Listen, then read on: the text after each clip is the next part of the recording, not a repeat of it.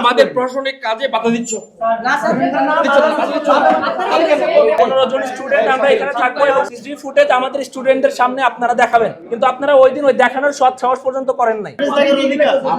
সে তোমার vice chancellor আছে না, যে বলো না, সমস্যা এই হয়ে গেল।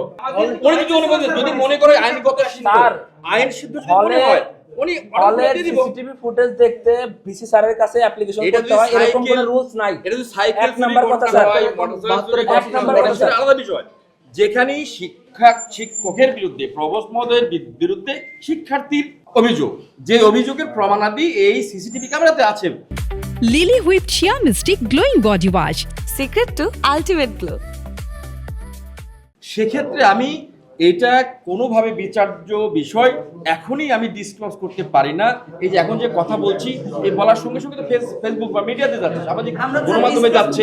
আমরা দেখতে চাই আমাদের স্যার ওই দিন রাতে আমরা আপনাদেরকে প্রস্তাব দিছিলাম যে আমাদের ডাকসু এবং হল সংসদের নেতৃবৃন্দ সহ 15 জন স্টুডেন্ট আমরা এখানে থাকবো এবং সিসিটিভি ফুটেজ আমাদের স্টুডেন্টদের সামনে আপনারা দেখাবেন, কিন্তু আপনারা ওই দিন ওই দেখানোর সৎ সাহস পর্যন্ত করেন নাই।